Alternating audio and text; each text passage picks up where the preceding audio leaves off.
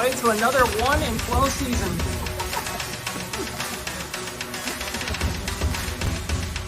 Najee Harris.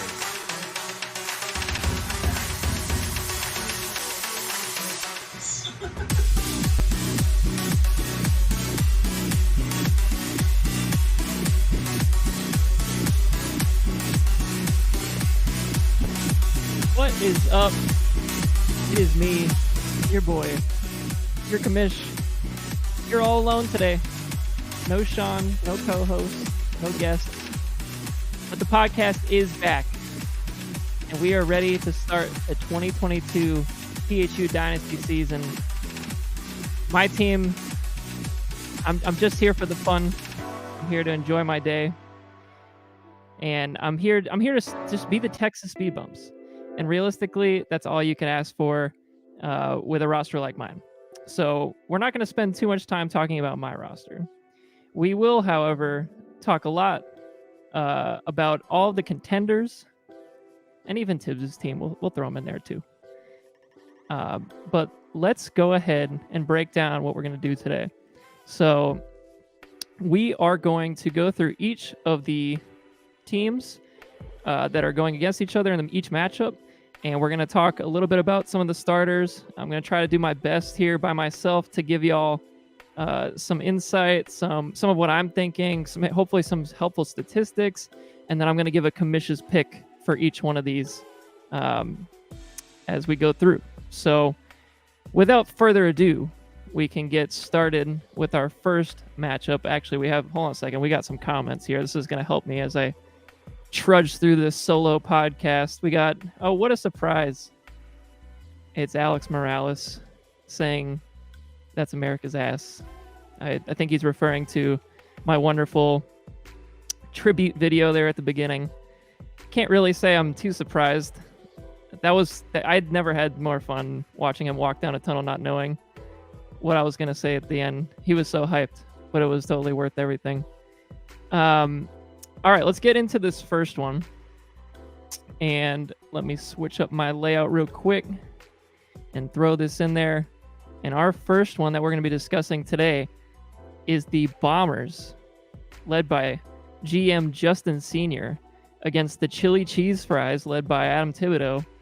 And frankly, this should be a pretty straightforward matchup. Now, you'll see a few of these positions are left empty, and I made these graphics yesterday, so you're gonna have to bear with me, and some of the rosters were not set yesterday, and little did I know that the great Dustin cuts of 2022 were happening yesterday as well, so I would have waited if I had known that. But things got to happen around here. We got to make moves here at the PHU Dynasty podcast. So let's talk about this matchup. I think this is a pretty easy one to pick. We have had some discussion earlier in the league. I asked everybody to get in their picks, hopefully get us to a point where we can play this mini game. I have an idea, and my idea is pretty simple, really. Is I want everybody to try to see if we can keep up these picks week to week, so that maybe next year we can implement some sort of pick'em game again like we used to do with the Yahoo League. But in the short term, since we got the podcast going again, thanks to everybody for chipping in for that. These are fun for me to make. $120 a year. It seems like very doable for our league. So once again, appreciate everybody doing that and contributing. So thank you again. But I'm hoping on future podcasts to do little segments with the winner, whoever gets 5 of those correct. And those will be more deep dives into specific players on your team. I'm thinking in my head, if I can get the correct sourcing for it, to do a little film breakdown type thing with some of the players, maybe who's doing well, who's doing bad. Trying to use some of my insight that I gained over the last decades of watching football, maybe to show a little bit more about each player and do a little more analysis as opposed to just here's what we have on paper. So hopefully that works out. We'll see. And hopefully somebody gets 5 right this week so that we can go ahead and get started with that. So anywho, let's get into this matchup. We got the Bombers showing up with their new franchise quarterback, Joe Burrow, breakout season last year. He's looking really good again this year with 2 huge targets, 2 of the top, arguably 10 targets in Dynasty football, and T. Higgins and Jamar Chase. I'm looking at this matchup saying, if Joe Burrow and Jamar Chase have the games that people expect to have, this is going to be really hard for Tibbs and the Cheese Fries to even keep up with, even with Pat Mahomes. That could be a potential 50-point combination between the 2 of those players, and that might put Tibbs out of it right from the get-go. Right now, it looks like it might be a little bit rainy in Pittsburgh, which is where the Bengals will be playing. Pittsburgh's defense, pretty solid against the pass last year, but not all that great. Maybe somewhere in the middle of the pack. Let me look at their points against quarterbacks here real quick. They were average 16 points again, so that's not too bad against quarterbacks. And then receivers for Jamar Chase, looks like they allowed 27 points a game to receivers. It's towards the bottom. Philadelphia, surprisingly, the best against receivers last year. Wouldn't have picked that by a lot, too, by 3. So not the easiest matchup for Joe Burrow and Jamar Chase, but they do have a good one. You got Ezekiel Elliott. Everybody knows that matchup, the big Sunday night game against the Buccaneers. I will be there screaming my head off. I don't have a whole lot of Cowboys this year, so it's definitely not going to be a pro Cowboys rooting interest for me at all. So I think Zeke will play decently because he's going to get so much volume. I would expect a minimum of 15 to 20 carries. I would say something like a 78, 80-yard type of game. I'm not too sold on him. But, the touchdown is what we're really looking for with Elliott, and frankly with Josh Jacobs, this next guy down on the list. Both those guys really need to capitalize on their touches. Josh Jacobs might have less touches this year. He's going to have to basically get in the end zone week to week for that to look good as your RB2. Chris Godwin, interestingly enough, has been practicing. Might be the best value, frankly, in redraft leagues this year. And here we go. Oh, let's see. We got a Godwin discussion here from James Seafood talking about Godwin being out, and Deontay might also be out as well. He believes that the Cheese Fries has this, and James has picked him in our pick'em this week, so he could be the contrarian, could hit real hard. You never know. Godwin, it looks like Godwin has been practicing on a limited basis. He shed the knee brace I saw. I feel more confident that he is going to end up playing, especially in such a big game on the first week of the year. I'm gonna say too that Brady, frankly, kind of needs that guy that, with some continuity. I know Mike Evans is out there, but Julio's new, Gage is new. I feel like he's really going to want Godwin out there and might have something to say with the doctors on the team to make that happen. So Deontay, honestly, I haven't been following Deontay too much, so thanks for that. If he's out, that would make a couple of Justin's bench players fill those spots. Marquise Brown from the flex would probably come up on top of Juju also coming up. So right now, Kyle Pitts is the one guy in this lineup outside of Jamar Chase that I'm looking at. And I think that is he's just such a premier player. I am looking forward to him so much. And I think, last year he had 1,000 yards and only 1 touchdown. That's not going to happen again from a touchdown perspective. He's going to score this year. So I'm very much looking forward to that. This matchup, I will say, is interesting because there's a lot of Falcons players in this matchup. You got Drake London and Tyler Allgeier. Is it Allgeier or Algier? I think it's Algier. I've heard Tibbs say it a couple of times like that, so I'm going to go with that. Algier and London on top of Pitts. So you got 3 right there. And that game, I'm not really sure. It looks like it's a dome game against New Orleans. So that's going to be a tough sled for the New Orleans players. They have for the Falcons players, they have a great defense over there. So I'm intrigued to see how that goes. Algier and London, frankly, are the 2 guys that Tibbs is really hoping to get a good look at. Wilson too, and Sky Moore. But from that game, London is his premier guy moving forward. Him producing in week 1 would be really nice. We really want to see some good Drake London tape out there, especially with all the injury crap he's dealt with here in the preseason already. Just show that you're healthy, show that you can be the guy that we think you are, and Tibbs will be looking real good after that. Tibbs is, like myself, very weak at running back right now. Rashad White apparently is the RB2. Sure everybody saw that report earlier in the week that he was the number 2 running back over Keyshawn Vaughn. Keyshawn Vaughn flat out stinks, so I'm not surprised. But Rashad White really hasn't done a whole lot in the preseason, so that kind of caught me off guard and by surprise. I was like, all right, I guess he's going to be the RB2.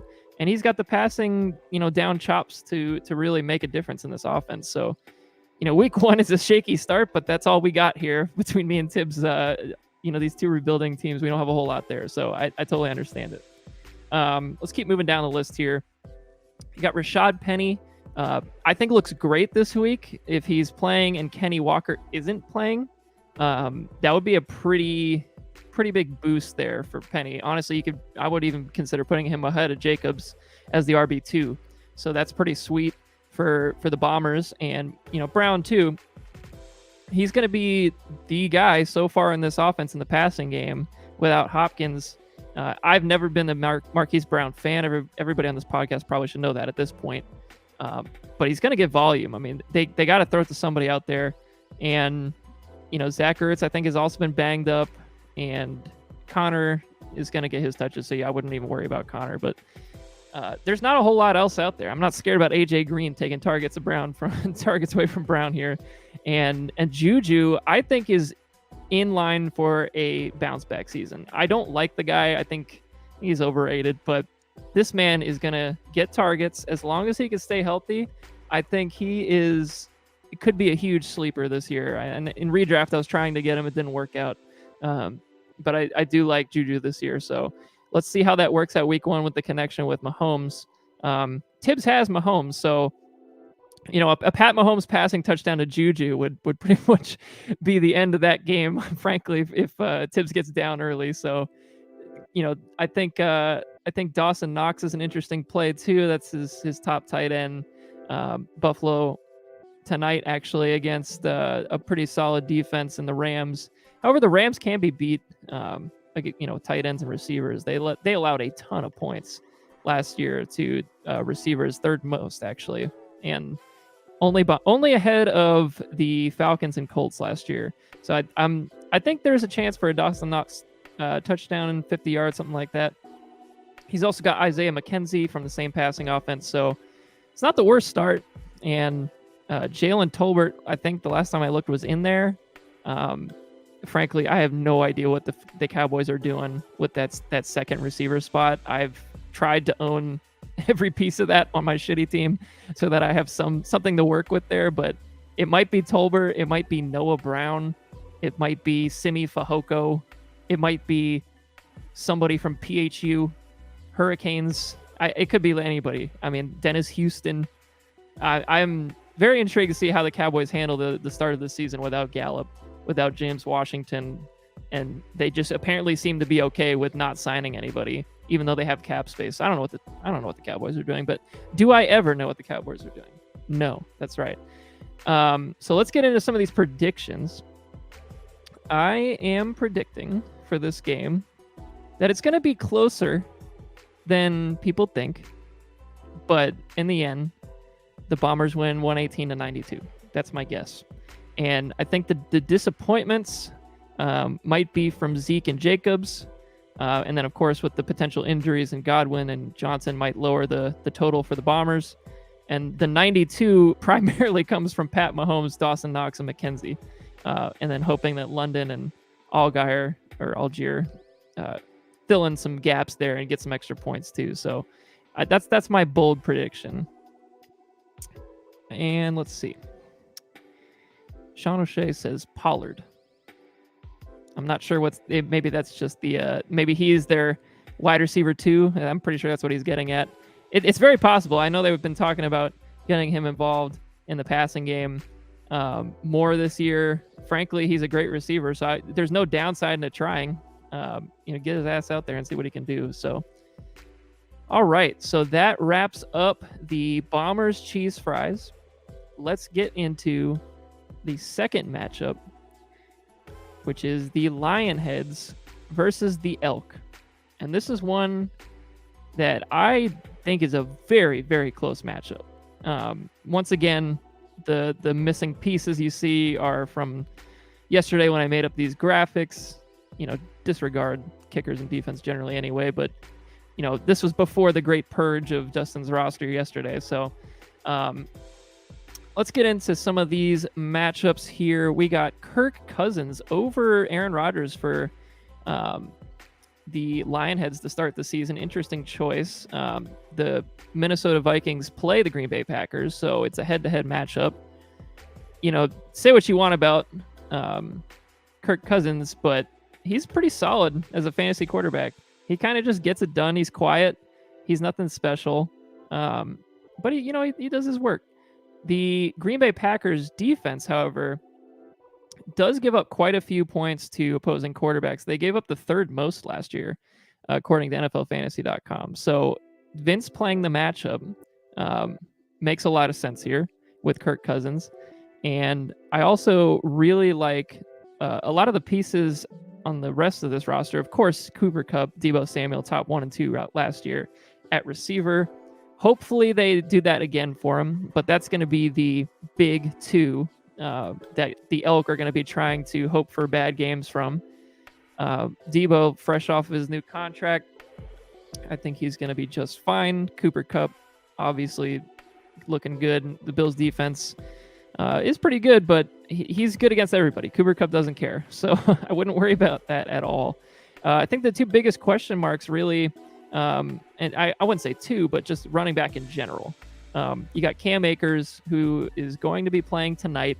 I'm very interested to see how he looks with a full off season, with decent health. Does he look explosive? Does he look like he has the vision that he had in college? Is this going to be a game where they just air it out the whole time? I could easily see that too.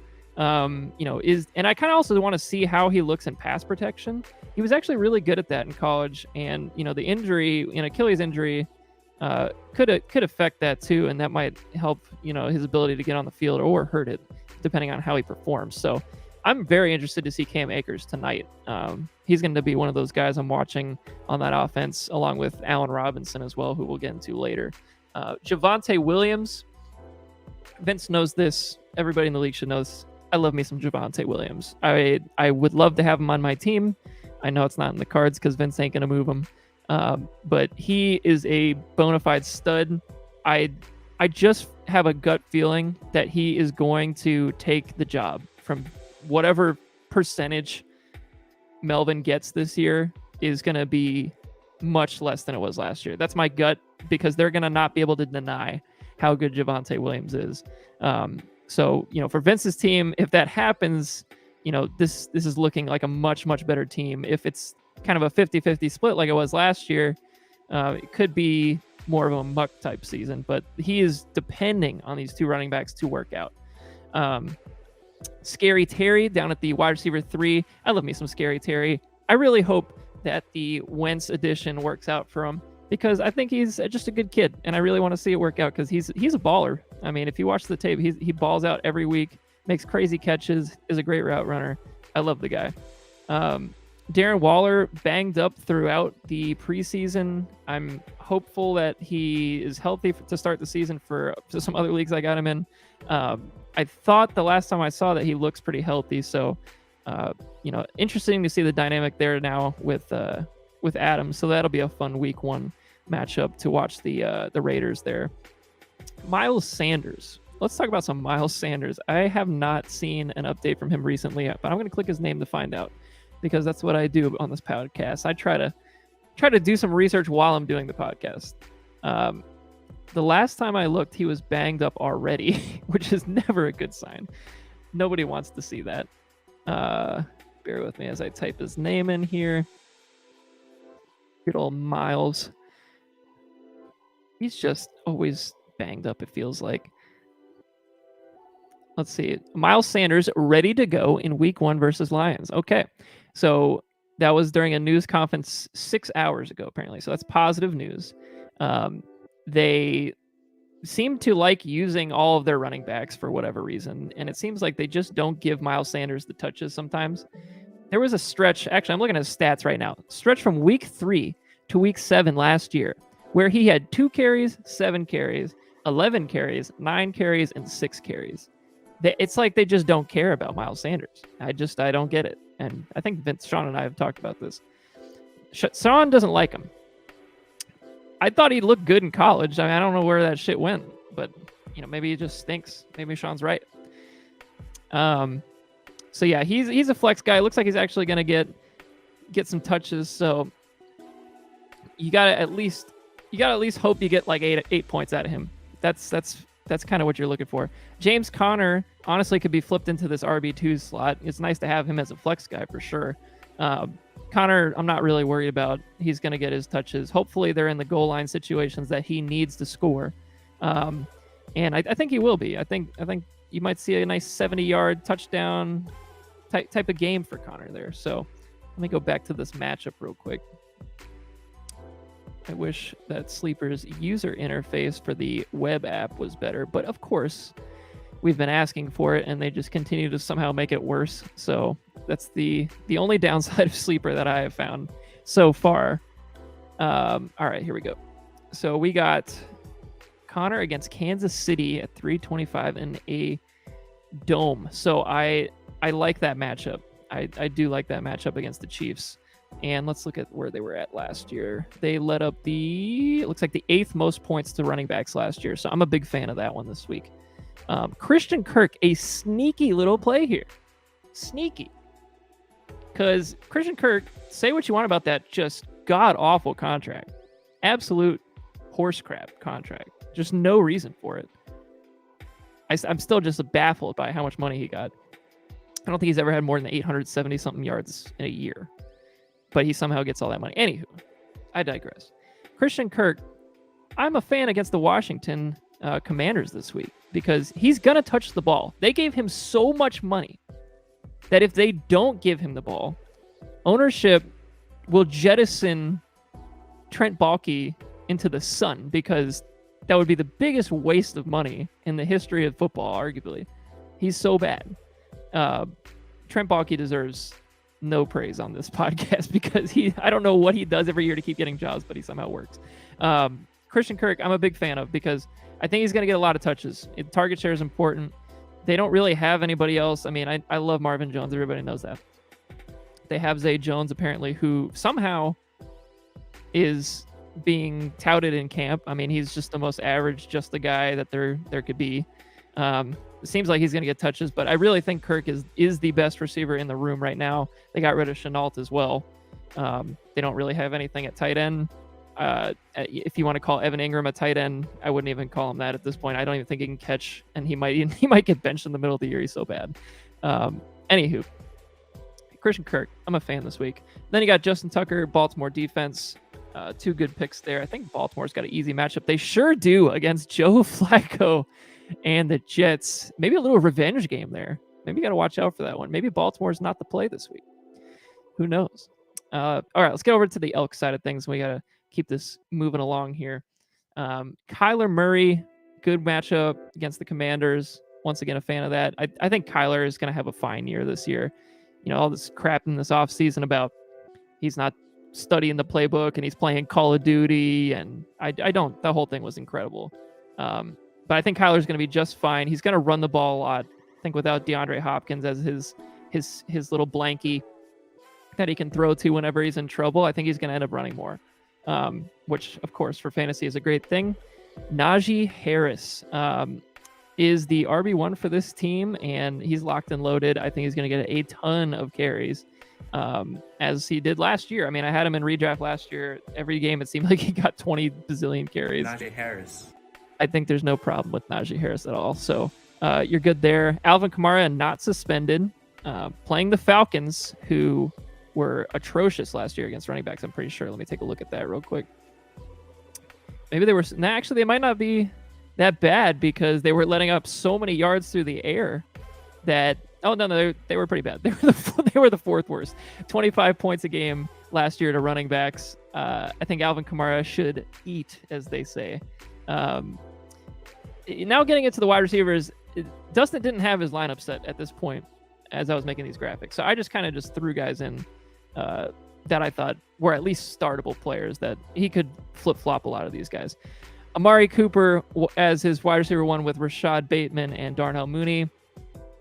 Cooper, I'm not really excited about, but, target-wise, he should be fine and get you, 6 points, something like that at a minimum. That's probably okay. Rashad Bateman, Darnell Mooney, much more excited for as far as young guys that have a lot of upside. Mooney and Cole Kmet is pretty much all the Bears have in the passing game, and he's got both of them. So, however the Bears passing game does will dictate a lot of this lineup. So I don't know if I want too many pieces of that, but they're going to play okay. I think they're going to get the targets to survive. I think Kmet, will be a 6-7 target kind of guy, and maybe get you your 50-60 yards and a touchdown. And then Mooney is electric. If you watch him play, the guy can play, and he's small, but he can make it work. He makes crazy catches, has great body control, excellent route runner. I think he's one of the more underrated players in the league, and he's going to get a contract at some point. He's going to get a decent contract, whether it be with the Bears or somebody else. So I'm a fan of Mooney. I believe he's only 24-ish or 25, so he's a great dynasty asset. And then Bateman is the wide receiver 1, and he's locked and loaded. Like, he's going to be the guy there. So I'm a big fan of his. I think he's a good look for 8 points this week to start it off. And what else we got? We got Devonta Smith, Elijah Moore, and David Montgomery here at the bottom of the flex. I think all 3 of those guys are great flex players. You probably would like to have a little more firepower at the running back position down here, but beggars can't be choosers, and these are 3 good options. Devonta Smith, I'm interested to see how the A.J. Brown, Dallas Goedert, Devonta Smith dynamic works out. Who's actually going to get the majority of the touches here. Devonta Smith is really freaking good. He might not be as athletically talented as A.J. Brown, but he's a really good receiver, and I'm just not sure if that's going to translate into fantasy numbers, but real life wise, he's a great guy to have. Elijah Moore, I think, is a huge breakout candidate this year. Unfortunately, or fortunately, depending on how you look at it, with Joe Flacco and the dynamic there.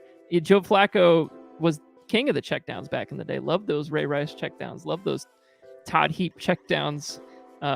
Maybe he is the guy. Maybe Elijah Moore is the checkdown guy here, and he is electric with the ball in his hands. Maybe this is a guy that ends up being a real player for the Elk. Montgomery, he's noted to be David Mopportunity, and if he gets the touches, he'll be okay. I am worried because I like Khalil Herbert. I think he's a baller. And if for whatever reason this coaching staff and this new regime comes in and they're like, hey, whoever's getting hot at the right times, that's who's going to get the ball. If any reason that Khalil gets the ball and looks good, I think you could have a situation where they eat into this Montgomery workload. So I'm a little concerned about that. All right, so that's that matchup.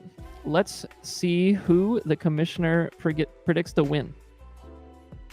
And that is the Elk over the Lionheads. And I think the reason I'm picking the Elk over the Lionheads is because I'm just not 100% sure on these running backs for the Lionheads. I just want to see it before I get too over the top, because I love the talent. I love Javonte's talent. I love Cam Akers' talent.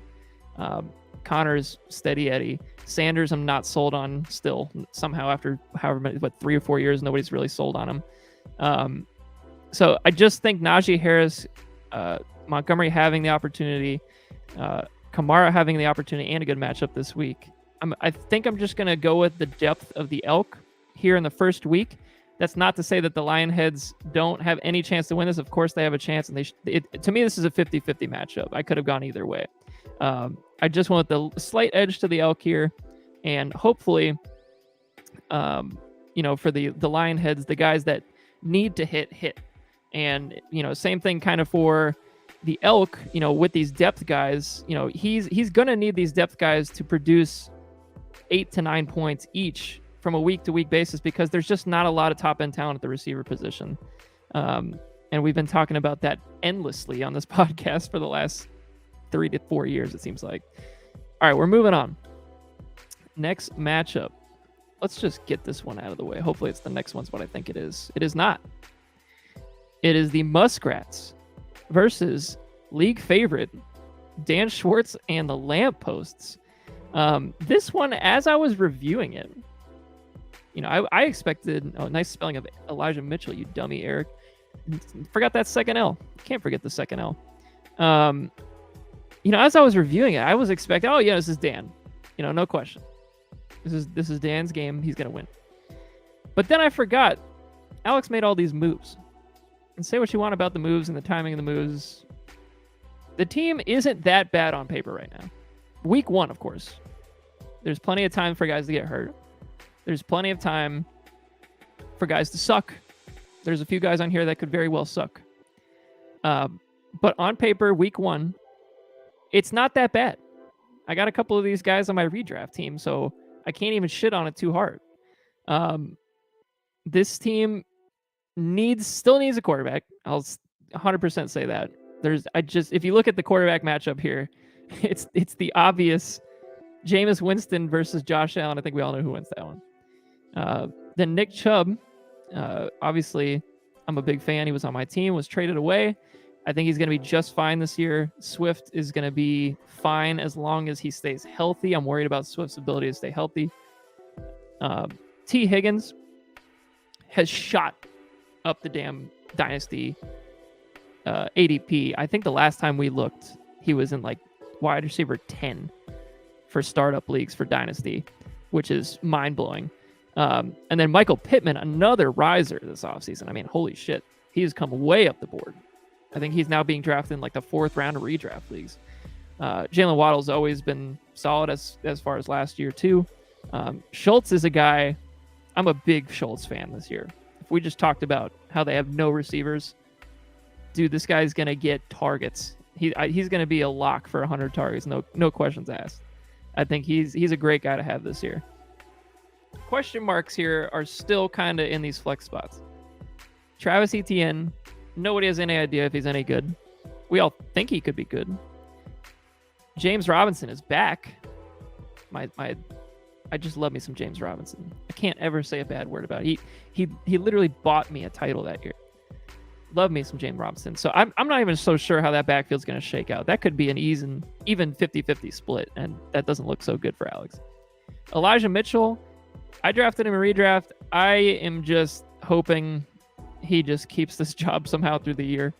It's very possible that he gets hurt again and loses his job, and I think Jordan Mason, some undrafted free agent or something, comes and just takes the job. It's always possible with the stupid Kyle Shanahan-led offense. You never know. So I'm hoping, for my sake, that Elijah Mitchell plays well, and I'm sure Alex is feeling the same thing. And then Ramondre Stevenson is an interesting week 1 start, because really nobody knows how that backfield looks again. I mean, I think we all know that there's going to be a big split, but how much work is Ramondre really going to get week 1? That's what I'm most concerned with probably on this team right now. And then Cincinnati against Pittsburgh. Love that matchup against the elite Mitch Trubisky. Elite Mitch Trubisky. Should be good for at least a pick or two there, right? Then let's go over to the Lamppost. And you got Josh Allen right out the gate against the Rams. Tonight's game is going to be great. I am looking forward to tonight's game. I got my Bills rebuilding since 2000 shirt ready to roll. Is this the year the Bills actually win? I think it could be. It would be, we haven't talked about this, and I'm sure if Alex is listening, if the Bills win the Super Bowl, do we fly to Buffalo for the parade? People are going to light that town on fire. And I need to be there with a 12-pack of Molson over my shoulder, ready to drink with the boys. I think we have to go if it happens. And I don't want to speak it into existence. There we go. That's the confirmation I needed on this podcast. And the Molsons, of course. I feel like that has to happen because of our long-running history with the Bills. I need to go find that screaming Bills fan, Mark, whatever his name is, and make it known that we were here from the beginning and that we love the Bills. Anywho, getting off the Bills, let's talk about Dalvin Cook. I love Dalvin Cook this year. I think he's going to be a stud. I would have taken him in the top 4 in a redraft league this year. Huge fan. Interesting matchup against the Packers week 1. I want to know what Packers run defense looked like last year. Let's take a look. It looks like they were middle of the pack. So very scoreable game for Dalvin Cook for sure. Justin Jefferson against the Packers as well. Jefferson's going to be good. Who the heck is stopping that guy? He's an unbelievable player. Great route runner. He's so young. He's got so much burst. I think he is that stud for the next decade. I mean, if I'm wrong, I'm wrong. Antonio Gibson. Let's not skip over Antonio Gibson. What a freaking roller coaster this guy's had this offseason. He's gone as low as you can go for a starting running back. Top 20 running back last year, I believe. Then Brian Robinson, was supposed to take the job. Unfortunately, has just an awful experience getting shot, and prayers up to that guy. I love Brian Robinson. Tibbs loved Brian Robinson. We all love Brian Robinson. I was hoping that he would break out. I have him in a couple other leagues. I was hoping for a big year from him. I'm hoping he can just get back on the field, be healthy, and then get back to football whenever. Same thing to John Mechie. Shout outs to John Mechie as well. But Antonio Gibson has been brought back from the fantasy dead. And, at this point, it's pretty much Gibson, McKissick, and Jarrett Patterson again. I think Jarrett Patterson got re-signed after that whole deal. Or maybe not. Maybe it was Jonathan Williams. I don't know. I'll look back into it. So Gibson's going to get touches. And he's a great passing down back. He literally is a receiver. He was a receiver at Memphis. He's going to get plenty of touches. I think Wentz is going to make it happen with him. And, at least for the early part of the season, Gibson should be okay. I'm not super worried anymore. I was way more worried when Brian Robinson was in the picture early in the season. So that was kind of nice. Let's see. We got a comment from Sean O'Shea. It is Jonathan Williams. I believe he was a Bill at one point. We just love Bills around here. Then let's talk about Devonta Adams. Devonta is a stud. We all know that. We don't need to discuss that. Let's take a look at that matchup for the Raiders. Come over here to this matchup sheet. And they get the Chargers. Boy, what a game. At the Chargers Stadium, so you got a dome game. Or maybe the roof's open, who cares? It's LA. I really like Devonta Adams this week. I think the Chargers, they have a great defense on paper. They can be beaten through the air, though. Derwin James is more of a come up and get it kind of guy at the line of scrimmage anyway. I think they could be beat. So I'm a big fan of Devonta. I just want to see how that offense works with Josh McDaniels. I want to see Darren Waller. I want to see Renfro. I want to see Josh Jacobs. That's going to be primetime viewing for me. Sorry, it looks like my Wi-Fi was giving me a dump there. Hopefully y'all can still hear me. Keenan Allen as the wide receiver 3. I think just about everybody would love to have him as a wide receiver 3. He's just so steady. He's going to be fine as far as, getting his 7 catches a game for 80 yards or more. Hopefully get a few touchdowns sprinkled in there. He's going to be just fine. Now, here's where this roster gets interesting. He's got Travis Kelce and Mark Andrews. Probably the top 2 if you were to ask most people this year in fantasy for redraft. Both guys are going to get peppered with targets. They both had vacated targets on each of their respective teams. They're both going to... I think they're both going to put up wide receiver numbers. I think if you look at last year, I think both these guys would have been like the top 20 at wide receiver numbers. So, you could say, oh, what is Dan doing? Why is he getting 2 tight ends? They both freaking produce. So, hopefully, the same production stays there. But I love the play. I love the hustle. And this guy wants to win. He got Devonta Adams. He got Travis Kelce. He's made some good moves already. Look at Dameon Pierce sitting there in his flex. I mean, every single year, Dan is just No first-round picks, just hanging around. And then he just gets guys that start. I don't know how he does it. I probably should go to some sort of seminar where he's given some discussions and speeches about his philosophies. He's probably not even going to give those philosophies. I'll just go. He's a doctor. I'll go to one of his practices and just walk into the front room, ask the nice people up front, can you get Dr. Dan Schwartz out here? And I want to talk about how he drafts, because it seems to be working. And I'll pay money for it, because especially with all the picks I have, I need that. Dameon Pierce gonna start. They cut Marlon Mack. James is not like that. Nobody likes that in the USF world, but he stunk anyway, and that's okay. Rex Burkhead is pretty much all they have there. Pierce could just be, honestly, he could be great. I didn't see it at college at Florida, but there's also a chance that he is just a guy who is getting the touches because they don't really have anybody else with upside. And frankly, this team's all about upside right now because they ain't winning anything. So there's a chance that he just fizzles out, or the perfect example is next year they end up high in the draft, get a guy like Bijan Robinson. Nobody cares about Dameon Pierce anymore. But for right now, Dan needs to win. He needs to win right now. And this is the great guy to have for right now, because he's going to be the guy this year. So great pick. And then DK Metcalf, I have no idea what these Lockets with these Metcalfs. I mean, the only real sure thing in that offense is they're going to run the ball. So I don't know what you're going to get out of DK this year. I'm thinking it's going to be less, but he's so good that it might not matter. And frankly, Tyler Lockett is really good too. So maybe the quarterback really doesn't matter. Geno Smith stinks though. I'll put it that way. All right, let's get to this prediction. I had this one closer than I originally thought. I had this one at 139 to 128.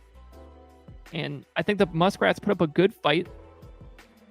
But in the end, it's the lamppost because they have too much elite talent. I think there's just too many pieces missing from the Muskrats team to pull this one off. I think Jameis against Josh Allen is the biggest disparity. I think Mark Andrews, DK Metcalf, Dameon Pierce at the flex spots look a little bit better than the flex spots for the Muskrats.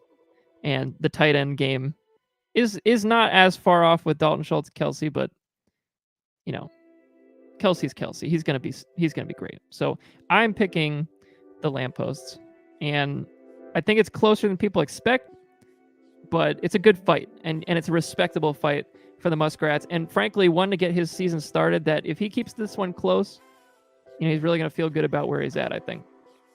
Because I don't think a lot of people expect him to win this game. All right, moving on to the next game.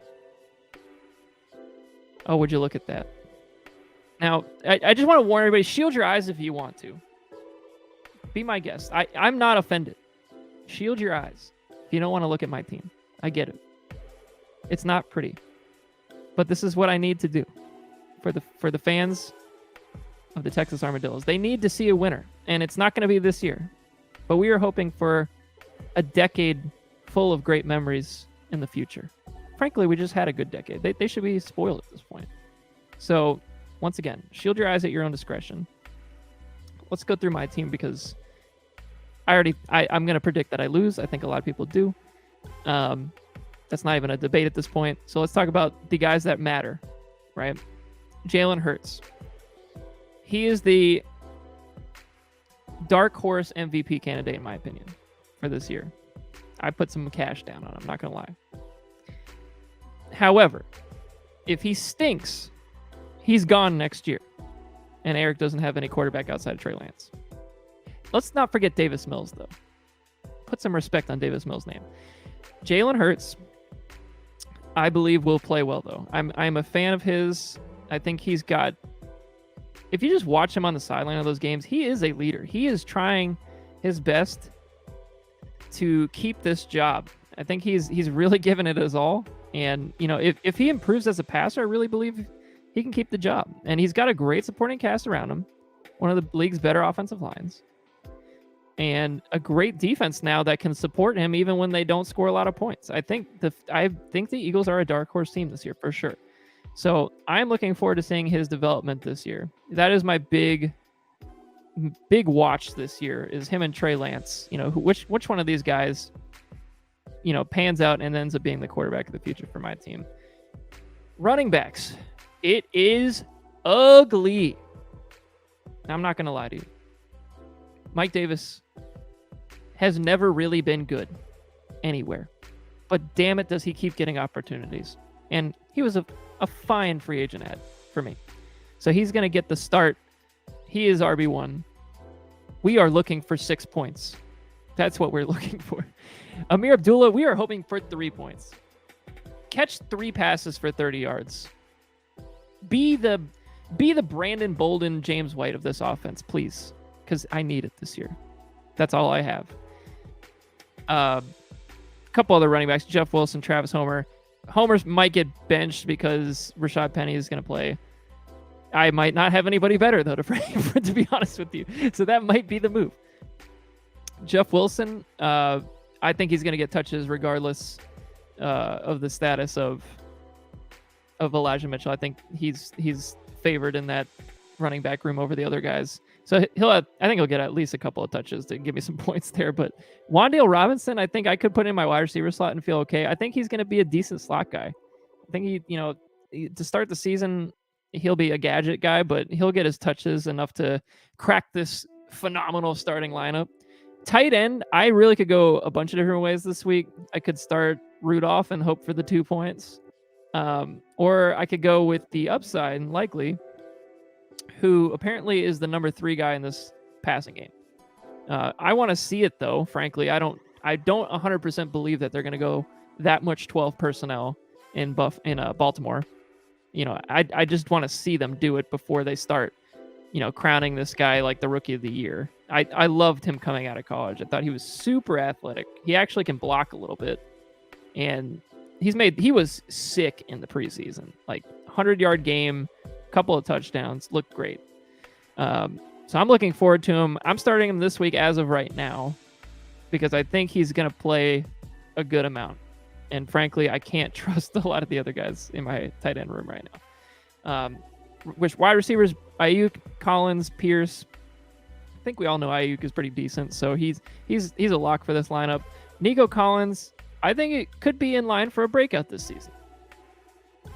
Brandon Ayuk is good. Collins is decent. And Pierce, we don't know what we have, but we're going to find out quick. And then I got the Colts against the Texans, which kind of offsets my Nico Collins share there. So we'll see. And then let's go to the long gamers. That's what really matters here. Forget my team. Long gamers look good. They look pretty damn good on paper. I like a lot of these players. Lamar, throwing to Isaiah Likely. Watch out. Could be a big offsetter there. He'll be just fine. Jonathan Taylor, I believe they're playing Houston. Yeah, they're playing Houston. So that should be just scorched earth of Jonathan Taylor. I'm not worried about that at all. Clyde Edwards-Helaire against the Cardinals. I'm not too high on that. But, he's going to get his touches. I think he's got to watch out, though. He's got Isaiah Pacheco, Armadillo's team member. He's got Jerick McKinnon behind him. So it's not like they don't have anything behind him. They seem to like both of those guys. So Clyde Edwards-Helaire just needs to play well when he gets his touches because, frankly, we haven't seen a lot of it. But this is his year. It's go time. He's got to go. We've been talking about, was this a bust in the offseason? Is it a bust? This is the year we're going to find out for sure. Tyreek Hill, A.J. Brown, DJ Moore. 3 phenomenally talented wide receivers. Cannot argue the talent of any of those guys. Situations are questionable. Right? You got A.J. Brown pumped into an offense with, he's going to get targets, but it's how much of the targets get siphoned out to Goddard and Devonta Smith. I'm not so worried as much as I am with Tyreek Hill, Tua. I have a hard time believing that Mike McDaniel's not going to get Tyreek the ball a minimum of 7 times a game. He just has to. This offense has to go through Tyreek Hill. He is too fast, too talented, and frankly is the perfect player for a Mike McDaniel, Shanahan clone. This is the guy that you want. So he's going to get his touches. I just don't know if those big hitters that you saw in the Chiefs world are going to carry over. So I'm a little concerned about that. DJ Moore, frankly, this has got to be an upgraded situation, right? Baker Mayfield, Sam Darnold, Cam Newton. Baker Mayfield might be the best thrower of all those guys. He should be. I mean, especially Darnold. But like all the guys that DJ Moore's had to deal with over the years, I mean, this might be his best option. So I like DJ Moore. I think he's really good. Imagine him on the Packers or like a good team. I think he'd be really good. Anywho, let's keep moving on. Goddard, we kind of talked to the Eagles a little bit. Kareem Hunt, Sean seems to think that he wouldn't be surprised if he's better than Nick Chubb this year. I can't agree, but I love the conviction. Love the conviction. Cortland Sutton has a huge chance this year for a breakout. I really like Cortland Sutton. I remember watching him at SMU when I first moved out here, and I was like, man, that guy looks different. He looks big. He looks like he can make all the catches. He's got some speed. But this is a kind of a do or die season, depending on how you look at it with Cortland Sutton, because he got paid a ton of money. Like, I think last year or the year before, like 80 mil. And we've never really seen a great full season from him yet. It's still a projection. But I see a lot of similarities to Cortland Sutton that I do to Allen Robinson. Very similar body type, can catch the ball, can make plays. I think they're all good. I just want to see him do it, and this is the best chance he's had with quarterbacks that he's ever had. So I think he's got to go this year. This has got to be a Cortland Sutton year. I'm not really worried at all about Judy because they play a very different type of game. So I think they're both going to be fine in their respective roles. But Chase Edmonds, here's a guy a lot of people are high on. I am in the middle with Chase Edmonds. I don't know what the hell that backfield is going to look like. I think Raheem Mostert is still good for the 2 quarters he'll end up playing before getting hurt. So maybe Chase Edmonds isn't that bad. But right now they have guys in that backfield that can play the game at a decent level that could easily, eat into these carries for Edmonds. But if Edmonds is really good, which we don't even know if he's really good yet, I would venture to say he's probably not. This could be a nice flex play, but I'm trying to let me look here real quick at Sean's bench. Maybe there's another guy that he's flipping this amount for. Let's take a look. He's got Melvin Gordon. He also has Mostert. Forgot about that. Future IR spot. Nice nickname. Really took the words right out of my mouth there. Melvin Gordon against the Seahawks. Seahawks defense is freaking bad. They were the number one. I'm sorry, not number one. They were the 32nd ranked team against the run last year for fantasy points against. So they are a sieve. So I wouldn't be surprised if Melvin Gordon got the call here either. If maybe it's a last second thing for the long gamers. Then you got Bobby Trees against the Giants. I kind of like that too. But that's a weird one though with that offense. I think it's going to be Derrick Henry fest. And then you got kind of some. Spicy one here. Amon-Ra St. Brown, the sun god himself, is on the bench right now against the Eagles. The Eagles do have a good defense. But benching the sun god? I think that's going to bring you rain. I wouldn't do that. It's a close one, honestly. It could go either way on some of these. But yeah, you have guys. That's the nice thing about Sean's team is he's spent time and resources this offseason into acquiring depth that he can make, a solid roster throughout the year with injuries. So I'm a big fan of where the team sits right now. So let's talk about this matchup and my prediction. And it's pretty obvious here, guys. I think this is a blowout. Maybe I should bring back the Buffalo Blowout's name just for this season. Or maybe we can have a throwback game. Maybe we'll bring back the blowout uniform when we after a game we play really bad, if we have like a 50-point performance, we'll bring it back. Yeah, so I gave this a 131-75. I think Sean's team is going to put up a minimum of 115 to 120. I have a hard time believing my team's even going to get to the 70 mark. I just got to instill some confidence into my guys, right? So let's get to the 75, and then we'll work from there. Let's see what we can do. So that's a pretty easy game to pick there. All right, moving along to our last and final matchup. And I saved this one for last for a reason. I knew this was not just an anomaly. I did this on purpose when I was making these slides. But the last game is a big one. It's a Donnybrook. A Tilly. Tarps off. Let's go. It is the Battle Axes, led by Scavelli, versus the Lambs. And look at those photographs. Those are the eyes of two teams that just want this championship. James has got it, but he wants another. He's not settling for second place. He wants another one. And frankly, he's got the team to do it. All right, so let's take a look at this one. I'm going to pull up the matchup here. All right, let's start with the Scavelli side. You got Tom Brady against Dallas. Dallas, as much as Trayvon Diggs is praised every year. Well, not every year, the first 2 years, I guess, of his career. That boy led the league in receiving yards allowed last year, despite all those interceptions. So he's the modern day gambler. He is the Asante Samuel right now of our generation. Or not our generation, but this generation, I should say. He is the guy that you can pick on if you get the right spots. And the Cowboys, I'm counting 1, 2, 3, 4, 5, 6, 7, 8, 9, 10. So they were 11th worst against opposing wide receivers last year.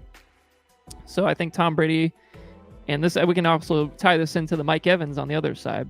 I think both those guys will be just fine. This is going to be a throwing game.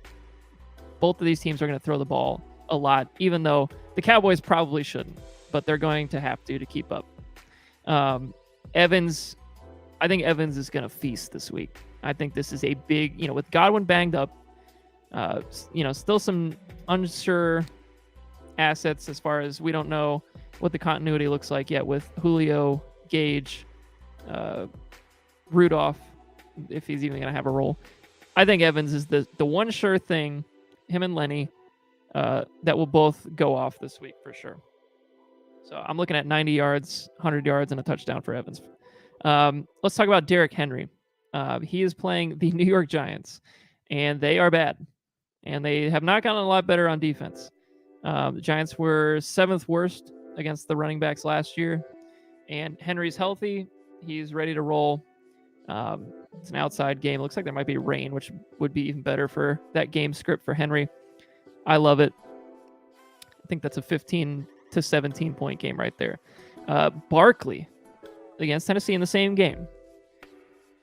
Is this the rebound that we've been hoping for? Is this the time? Is it finally going to happen? After 3 years of injuries, disappointment, you name it, I saw it. I would be so thrilled for Scavelli's team and Saquon Barkley if he just bounced it back this year. Just show me you still got it. Because this guy was the second coming of Barry Sanders. If you watch his tape from back in the day. The man played football at such a high level. He looks so much better than everybody else at times. And back in college, it was like watching a high schooler go against JV players. Like, it was so bad. So I love me some Saquon. I want to see him do it. I think he could do it. This offense is a good fit for him with Brian Dable. Let's get into these receivers. We got Stephon Diggs, Mike Williams, Allen Robinson. I think Allen Robinson scores a touchdown tonight. I think he is still an elite red zone option, and I think the Rams are smart enough to use him as such. Obviously, Cooper Kupp is going to get his touches, but Allen is a baller, and I think last year was just a lost year, and I think you just throw it out the window. This man, finally has a good quarterback. I think this is a great year for Allen Robinson. So I'm going for the touchdown tonight. I believe it. Then you got Mike Williams against the Raiders, who don't really have the best passing defense. They got better in the front four. Let's see here. Okay. Don't listen to everything I said, because he was wrong. The Las Vegas Raiders, third best against wide receivers last year. I would not have pictured that. They only let up 2,300 yards to receivers. That's impressive. Good for them. Good for them. Okay, so maybe I'm wrong on that one. Were they bad against the run? Yeah, they were pretty bad against the run. 6th worst. So maybe that's the reason. Maybe everybody's just running on them. Who knows? I love Mike Williams. I am concerned that we could be looking at a checks in the bank situation here, though. Mike Williams didn't really have much success the first 3 to 4 years of his playing days. Then, I mean, of course, Herbert changes things. But Rivers was no slouch. I mean, he got the ball to Keenan Allen plenty of times. Why not Mike Williams? I know he's always hurt, but make some plays, damn it. Maybe this is a checks in the bank. He had a breakout year, got his contract. If I'm concerned about anybody doing that this year, checks in the bank, I think it's Mike Williams. Okay. George Kittle apparently got hurt again recently. I'm not surprised. Hold on a second. I just got... What we got here from Sean? How many yards in PIs? That is a great question. I don't think that this post takes that into account. So, not really sure on that one. Where was I? George Kittle. Let's talk about George Kittle. This man is always hurt. If I had him on my team, I would try to move him. He's one of those guys I could see myself getting sick of very fast. He's great when he plays, though, but he's just a headache to own. Let's see what the latest report was. George Kittle, groin, considered not good, according to Fantasy Pros. Per Aaron Wilson of Pro Football Network, George Kittle's groin injury is not good and could force him to miss Sunday's game against the Bears. Boy, what a matchup, too. Holy crap. If he could just play and play against the Bears and just eat. But Scavelli is hoping for that. But right now, apparently there's a chance. One source indicated to Wilson that the injury is serious enough that it would be best if he missed a game. This is not good news for fantasy managers. Yeah, no shit. Tyler Kroft would see the bulk of the work at tight end if that's the case. Terrible for my Trey Lance stocks. So George Kittle might not be the starter this weekend for the Battle Axes here. Let's take a look at this matchup to see who the backup is for him. That is concerning. Frankly, this is the break that James needed in that tight end battle, because look at James's tight end. Take a look at it, everyone. Austin Hooper. You just hate to see that. I know I hate to see it. I think he stinks. He wasn't that bad last year. I understand. He got his touches. But I think he stinks. Who is Scavelli's backup tight end? He's got David Njoku. Oh, that's right. The Evan Ingram trade. And Gerald Everett.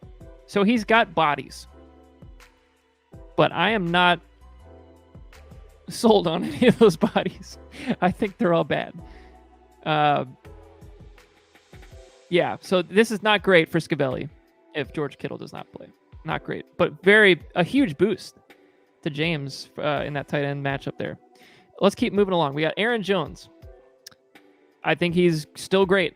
I don't think there's any problem owning Aaron Jones this year. Maybe next year we could start to talk about a potential decline, but right now I think he's just fine. Fournette. Frankly, I'm not worried about Rashad White at all this year. He's going to get maybe some passing work siphoned towards the end of the year once he gets more comfortable, but Brady and Fournette have their touches. They understand how to make it work in this offense, and I think Fournette is a better receiver than people make him out to be. So I like Fournette. Thielen is the kind of question mark in this lineup more than anybody, really. He's coming off a pretty big injury towards the end of the year, I believe. He suffered some hamstring problems, but he still scored a ton of touchdowns. So, I mean, if he can keep the touchdowns up, and apparently this is going to be a more passing-based attack now under Kevin O'Connell, that, if there's going to be more passing work to be had, it's kind of has to be Adam Thielen. It's Thielen, Jefferson, Olabisi Johnson got hurt, Osborne looked decent at times last year. They just traded for Jalen Reagor.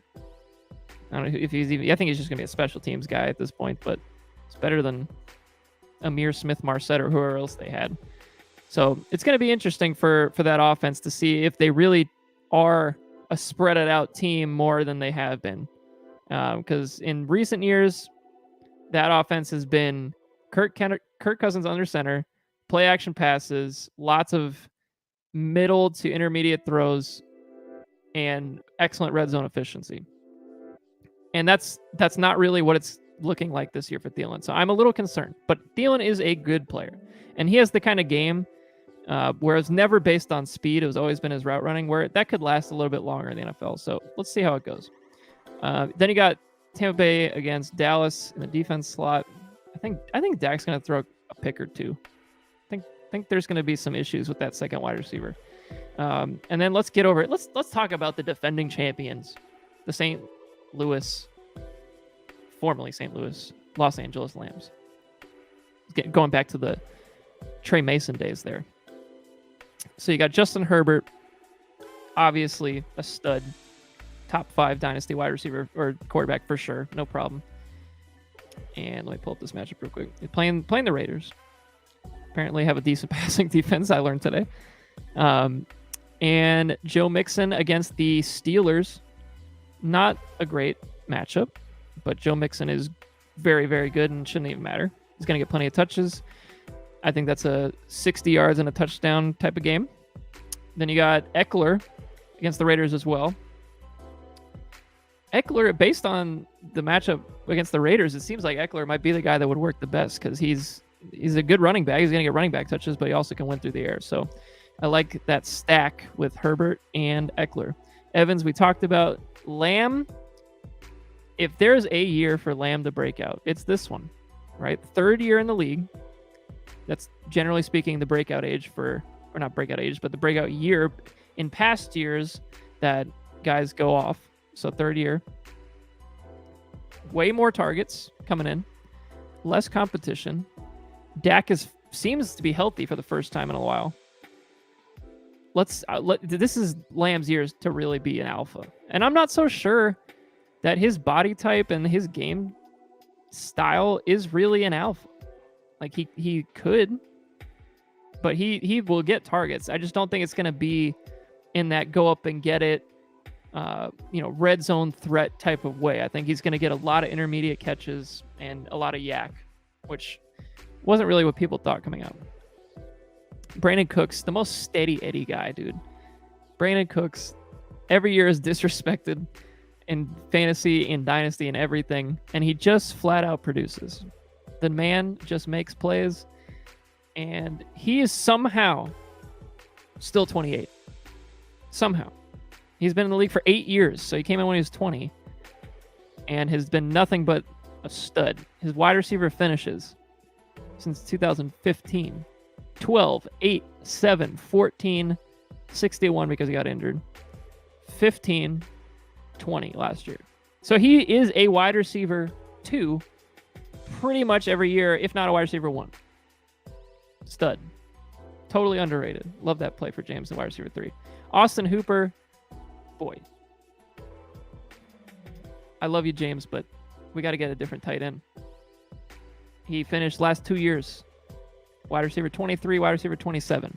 Granted, Cleveland's not very good and has never really thrown to tight ends that much.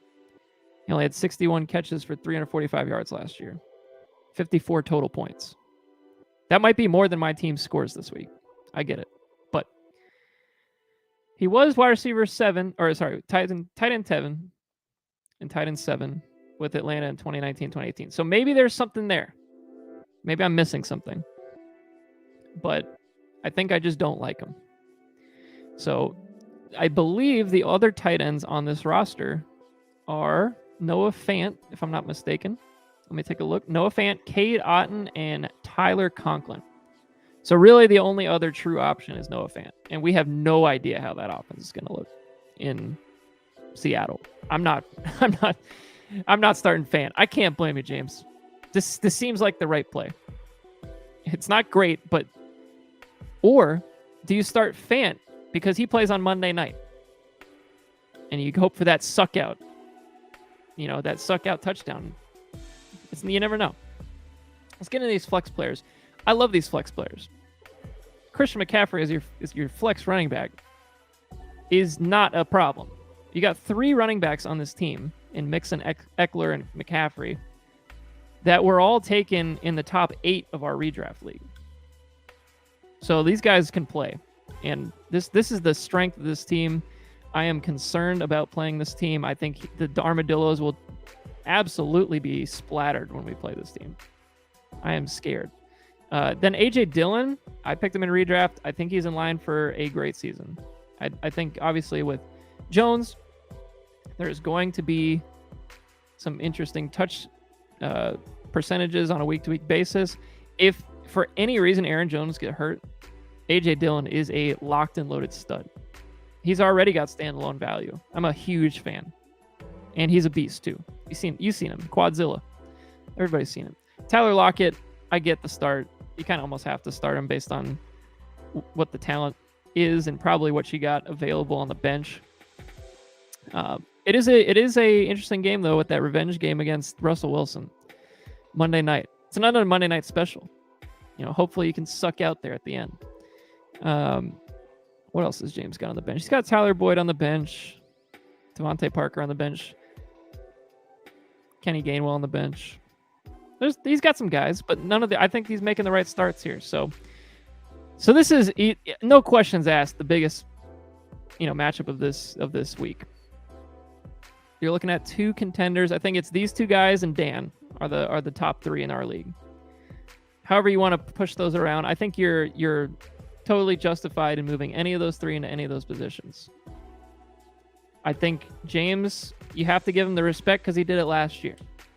So he's at least in the top 2. I think Scavelli's team, if Mike Williams hits and Allen Robinson returns to form, is a very scary one. Very scary. You don't want to play this team. I can't wait, and it was very premature, but I cannot wait for the playoffs because I want to see how this league separates itself. Because I think we all know who these top 3 teams are, and then probably the next 2. But the next 4 after that, who can get hot? It's going to be interesting. I'm looking forward to it.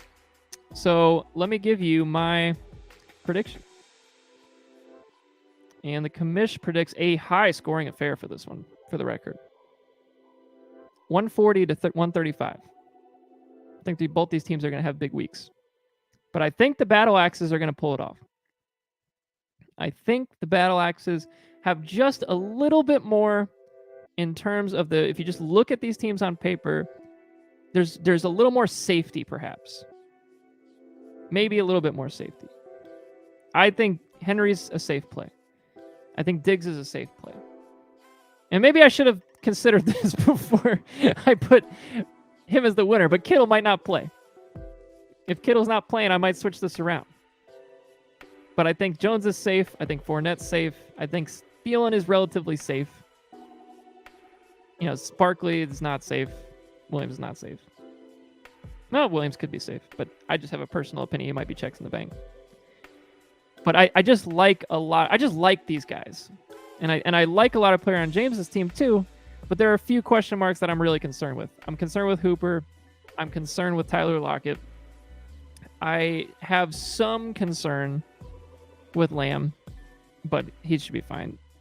I might be just bullshitting right now and grasping at straws to try to figure out how to differentiate these teams because they're so damn close. But I'm going with Scavelli, and frankly, if Kittle doesn't play, I might switch this around to James. But I think I have to lock in my pick right now, so I'm going with Scavelli as it stands at this time. So that wraps up a wonderful solo podcast. I don't know how much how much more rambling I could possibly do. I can't believe 3 of y'all are still watching.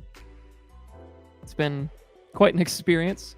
I hope you guys got something out of this. I'm happy that the podcasts are back. I'm hoping to make this more of a weekly thing. For previewing, it might have to be a little more faster pace, maybe not as in-depth, but faster pace so that we can get a review of the previous week and then talk about the next week. And then 2, if anybody hits these pick'ems right and get all 5, we might have to have a little bit more of a segment too for that winning team. So I am excited for tonight. I'm excited for the season, and I have a plan in place. And I hope you guys do too, because you're going to need it this season if you're going to win. My plan isn't the same as your plan. My plan is a long-term plan. I might be the long gamers for all I know. But I hope you all have a great first day of football. I hope you enjoyed this. If you did, let me know. If you didn't, if there's something you want to see, also let me know. But I'm going to try my best here on these solo podcasts if they end up being more regular. So, toodaloo. Have a great day.